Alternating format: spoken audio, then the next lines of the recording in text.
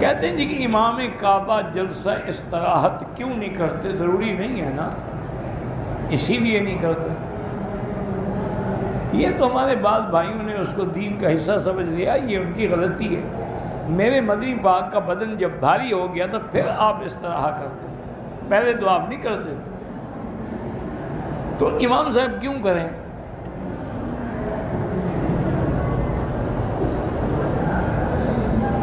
کہتے ہیں کہ پاکستان میں میلے شیلے ہوتے ہیں، ہم دکان لگا سکتے ہیں۔ آپ کی دکان کا بہرحال لوگ ہوتے ہیں، تجارت ہوتی ہے، بزنس ہوتی ہے، یعنی جو میلے میں برائی ہو اس میں نہ شرکت کریں، لیکن آپ دکان کیوں نہیں لگا سکتے؟ لیکن بہرحال کوشش کریں کہ بچیں، رزق اللہ نے لکھا ہے وہ ملے گا۔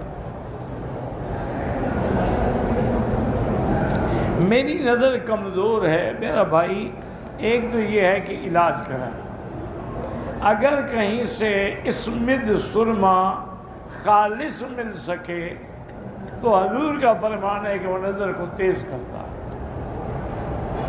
یہ دو چیزیں، اور جب تک آپ مکے میں ہیں ہر نماز کے بعد زمزم آنکھوں پہ لگائیں۔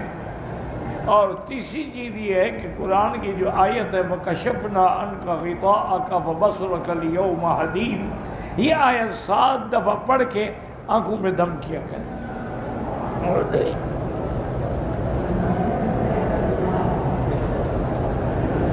آپ نے کہا تھا درس کے بعد، درس میں جو بندہ فرض نماز کے بعد پڑھے گا، کیا کہا تھا؟ جب وہ لکھا ہی نہیں آپ نے تو مجھے کیا پتا کیا کہا تھا۔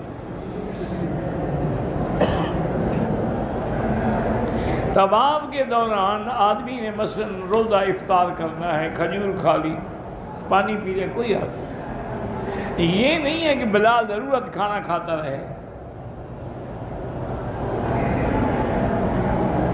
طواف کے دوران خانہ کعبے کو ہاتھ نہیں لگانا، صرف حجر اسود کو لگانا۔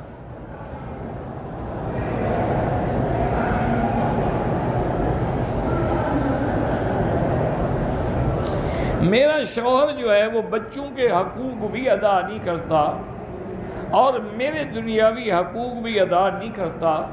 جب اس سے اپنی نفسی خواہش ہوتی ہے تو مجھے بلا لیتا ہے، میں منع کر دوں، بالکل آپ منع نہ کریں، اس سے تو نفریں اور بڑھ جائیں، بغض اور بڑھ جائے۔ اور آپ نے اگر اس کی خواہش پوری نہ کی تو وہ کہیں اور منہ کالا کرے گا، تو اس کے گناہ ہوگی بھی تو تم ذمہ دار ہو، بیوی ہونے کا کیا فائدہ؟ اس طرح یہ ہے کہ اگر وہ حقوق ادا نہیں کرتا تو وہ گناہ گار ہے نا، تم تو ظالم نہ بنو۔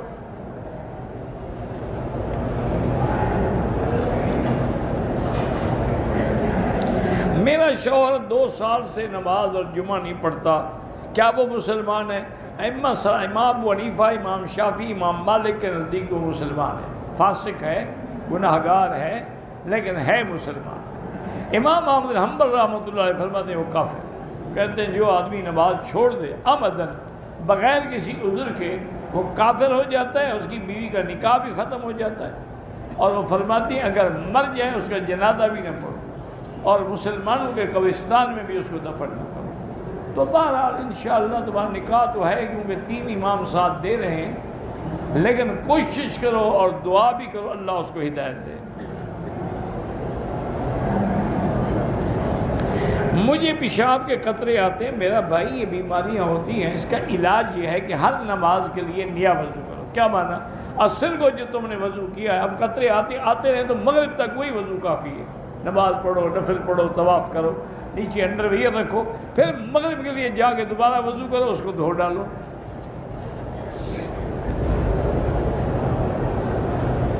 قربانی کا گوشت اور آب زمزم کافر کو دے سکتے ہیں؟ ہاں دے سکتے ہیں۔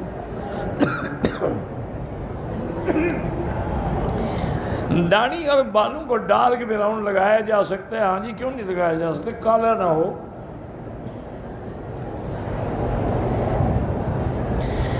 جب سے میں عمرے کے لیے آیا ہوں نماز میں وسوسے آتے ہیں، پہلے چونکہ آپ پڑھتے ہی نہیں تھے تو وسوسے کیا آتے ہیں، اب آپ نے چونکہ نماز پڑھنی شروع کی ہے تو ساتھ شیطان بھی پیچھے لگ گیا ہے، آنے تو وسوسے جو آتے ہیں، کوئی غم نہ کرو۔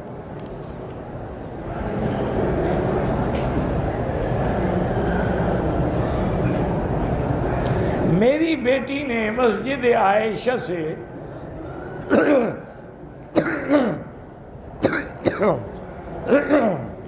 احرام کی نیت کی، مسجد سے باہر نکل کر ایک پودے سے پتا توڑ، کوئی دم شم نہیں ہے، مسجد عائشہ حد حرم سے باہر ہے، اگر پتا توڑ لیا تو کیا ہو گیا؟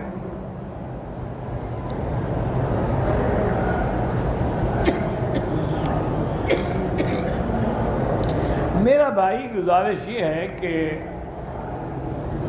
دیوبندی ہوں یا اہل حدیث ہوں یا الحمدللہ موحد لوگ ہیں، ان کے عقیدے کے بنیادی کوئی اختلاف نہیں ہے، فروعی مسائل میں اختلاف ہے۔ ایک آدمی آمین زور سے کہتا ہے، آہستہ کہتا ہے، کیا ہو گیا؟ اس میں کون سا جھگڑا ہے؟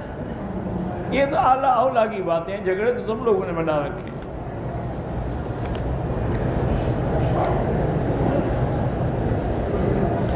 حنفی آدمی بالوں کی کسر کر سکتا ہے، بالکل کر سکتا ہے، سارے بالوں کی، یعنی بال جتنے ہیں ان کا چوتھا حصہ کٹ جائے، اس طرح پھر وائے تو افضل ہے۔ کہتے ہیں کوئی اجمی کعبے کا امام نہیں بنتا، تو ان سے پوچھے، مجھے کیا پتا۔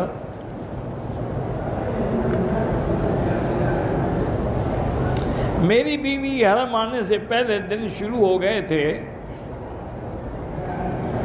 صاف ہو کر عمرہ کیا، پتہ نہیں کتنے دن کے بعد، یہ نہیں پڑھا جاتا، یہ نہیں پڑھا کتنے، اگر اس کے ایام حیض گزر گئے تھے، مثلا عادت ہے 8 دن گزر گئے، پاک ہو گئی، ٹھیک ہے، عمرہ کر لی، بعد میں اگر کوئی نشان لگا تو وہ بیماری ہو سکتی ہے۔ ایک آدمی نے نشے کی حالت میں بیوی کو 3 طلاقیں دی ہیں، کیا وہ طلاق ہو جائے گی؟ اچھا نشہ ہے کہ اس کو عربی کا لفظ طلاق تو یاد تھا، اس نے ہلاک بھی نہیں کہا، چلاق بھی نہیں کہا، آخر طلاق کیسے کہہ دیا؟ مانا کہ کوئی نشہ نہیں تھا، بہانہ بنا رہا ہے، وہ طلاق ہو گئی، اور اس کے لیے وہ ہمیشہ کے لیے حرام ہے، حلال ہی نہیں ہو سکتی جب تک حلال نہ کرے۔ یہ سب بہانے ہوتے، مجھے غصہ آیا ہوا تھا، میں نشے میں تھا، یہ سب بہانے ہوتے ہیں۔ اللہ نے جب حرام کر دیا وہ حلال نہیں ہو سکتا۔ میری عمر تقریباً 30 سال ہے، داڑھی میری سفید ہے، تو آپ مہندی لگایا کریں، کالی نہ لگائیں، مہندی لگائیں، اسی میں کالی بھی ڈال دیں۔ الفاظ کفریہ، خدا کا انکار کر دے، توحید کا انکار کر دے، حضور کی نبوت کا انکار کر دے، رسالت کا انکار کر دے، ختم نبوت، صاف بات ہے کافر ہو گئے۔ جب کافر ہو گیا تو نکاح بھی ٹوٹ گیا۔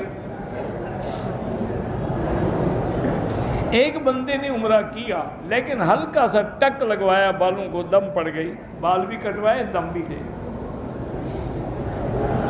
ایک بات یاد رکھیں میرے عزیز، لاکھوں روپے خرچ کر کے عمرے پہ آتے ہیں،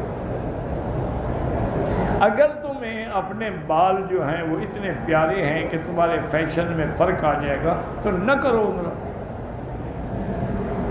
اور اگر عمرہ کرنا ہے تو سنت کے مطابق کرو۔ حضور پاک نے تو ہمیشہ اس طرح پھروایا، صرف ایک دفعہ بال کٹوائے ہیں، وہ بھی سارے سر کے بال کٹوائے۔ تو اس لیے جب عمرہ کرتے ہو تو پورا کرو۔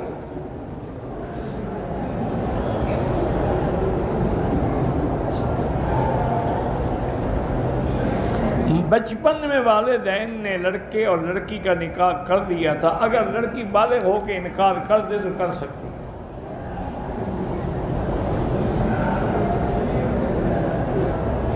ہمارے گھر میں پاکستان میں حمام کا رخ جو ہے وہ شمال کی جانب، کوئی حرج نہیں بھائی، مکان کے اندر جدھر بھی رخ ہو کوئی حرج نہیں، میدان میں جو ہے نا منہ کرنا یا پیٹ کرنا منع ہے۔ میری بیٹی کی شادی ہو جائے، اسے کہیں سورۃ الرحمن 3 دفعہ پڑھ کے روزانہ دعا کرے۔ اگر طواف کرتے ہوئے یا نماز پڑھتے ہوئے آدمی کی ہوا خارج ہوگی، وضو ٹوٹ گیا، چھوڑ دے نماز، جا کے وضو کرے، دوبارہ پڑھے۔ نماز پڑھتے ہوئے پیشاب کے قطرے نکل گئے، تب بھی وضو ٹوٹ گیا۔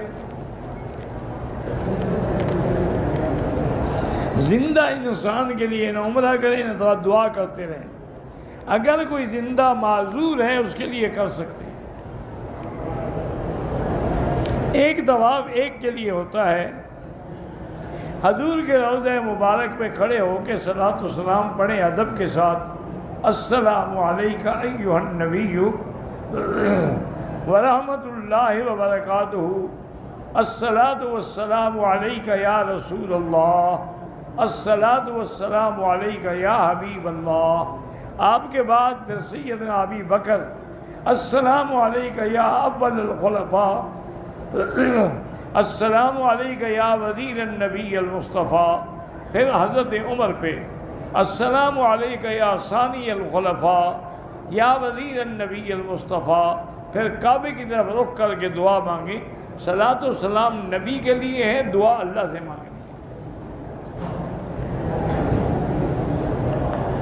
مسجد عائشہ میقات نہیں ہے, حد حرم کے باہر ہے, لیکن احرام باندھنا جائز ہے کیونکہ حضور نے خود حکم دیا تھا بی بی عائشہ کو کہ وہاں سے احرام باندھیں.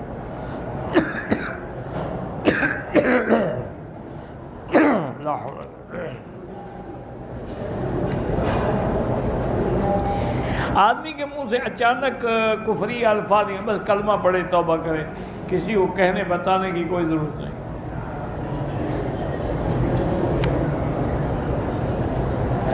نشے کی حالت میں بیوی کو طلاق دی, وہ طلاق ہو گئی, کوئی نشہ وشہ نہیں, سب جھوٹ بولتے ہیں. دوبارہ عمرہ کرنے کے لیے احرام کو دھونا ضروری نہیں ہے کیونکہ احرام کو پلید تو نہیں ہو گیا, کیوں دھوئے, 100 عمرہ کرو.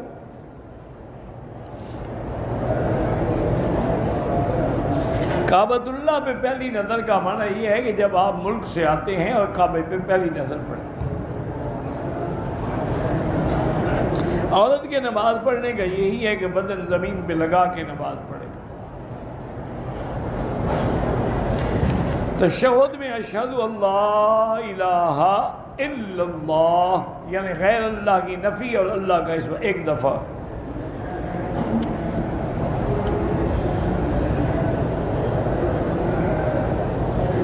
ایک آدمی کو دم پڑ گیا ہے, وہ 300 ریال دے, 300 ریال میں اس کو بکری مل جائے گی منڈی میں.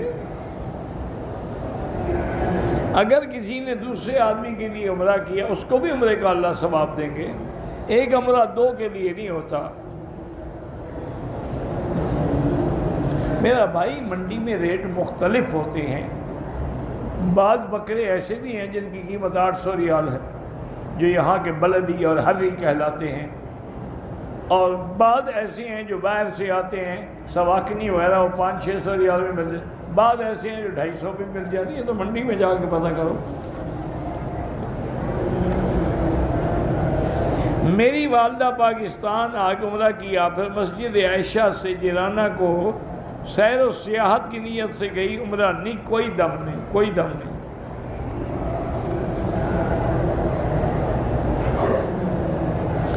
میرے آقا نے اپنی زندگی میں 4 عمرے کیے ہیں اور 1 حج کیا.